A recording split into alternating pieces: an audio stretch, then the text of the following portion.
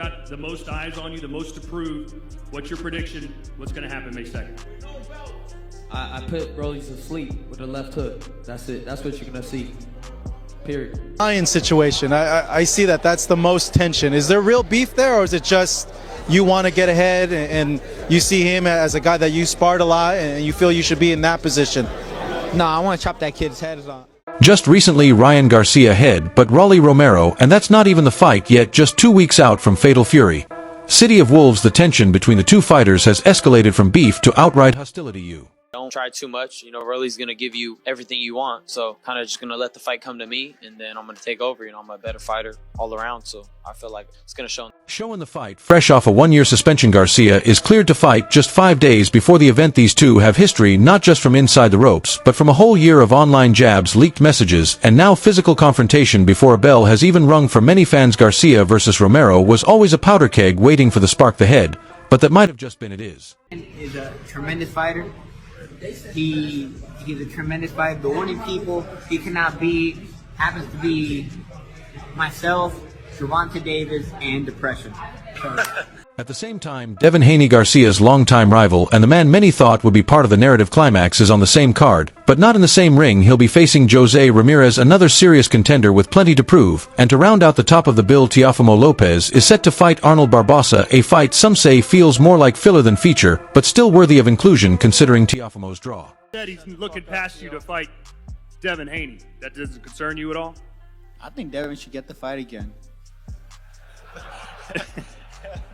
But he said he's not even worried about you. He's not even thinking about you. He's looking forward to that fight, that you're just going to be a bump in the road. But for all the heat inside the card, what's happening outside the ring is even more unusual. The location, Times Square, has never hosted a professional boxing event before. It's public, it's iconic, and it's wide open. So naturally, when the promotional images started circulating online, fans assumed this would be a giant, once-in-a-lifetime outdoor spectacle, something you could walk in to be part of. Watch history happen right in front of you. That expectation, though, may have been a fantasy from the very beginning. I started boxing at 17. I got signed to Floyd when I was 20 years old. I'm putting the money up right now.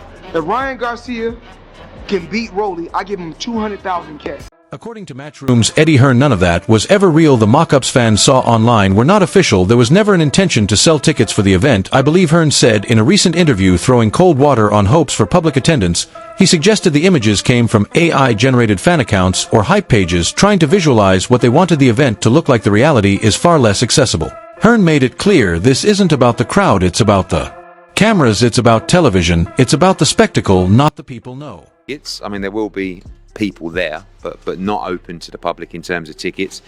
And the team, you know, we're running all the logistics for that event. It's very, very difficult. Frank Smith and everybody, you know, really flat out on it. It's going to be an iconic moment, and yeah, who would have thought you'd be shutting down Times Square for a fight? But it will happen, May the 2nd, and we're looking forward to it. That revelation left many fans stunned. Why choose Times Square of all places if not for public spectacle? Why lean into the chaos of New York's busiest street if you aren't even planning on letting people come in and watch? Hearn didn't shy away from the business truth either. If it were up to him, they'd be selling tickets. You're literally leaving somewhere between $5 and $10 million on the floor by not having a crowd. He admitted, I could never do this, but it's not up to him. He's not the only voice behind the curtain. The event is being run with a completely different vision, one that treats boxing less like a live sport and more like a cinematic broadcast.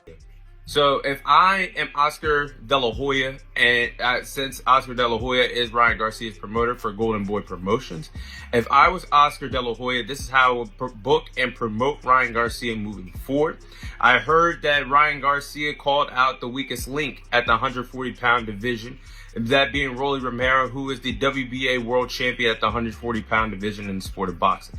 And Ryan Garcia was smart for calling out Rolly Romero last night in that boxing ring. So I think it's smart to go after the weakest link and Rolly Romero at the 140-pound division. That's where the comparisons to other wild location ideas come in. Hearn casually referenced the rumored 2026 Alcatraz boxing event, which is apparently in the planning stages again. The goal there wouldn't be to sell seats or fill bleachers. The goal is to put boxing somewhere you've never seen it before, somewhere people don't associate with the sport, and in doing so grab attention. It's a risky approach, and not everyone's on board with it. Ryan Garcia is going up to 147. I'm not going to say I think he's going to be fast. I'm not sure if his strength is going to translate to 147. It went with him to 140, but that doesn't mean it's going to go with him to 147 because that's welterweight.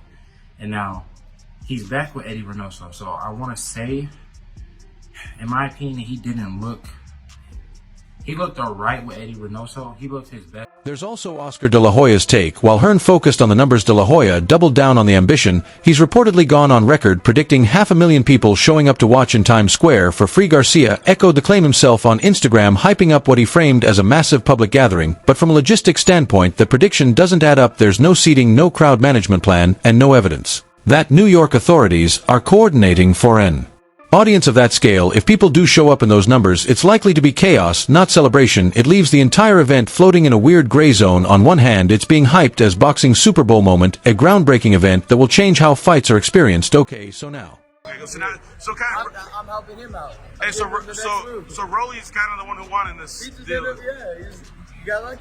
Yeah, Rolly's always somehow finds a way. So Rolly Polly, he just rolls into it. And this will probably be the biggest payday of Rolly's career. For sure. How do you see the fight going? I destroyed that man.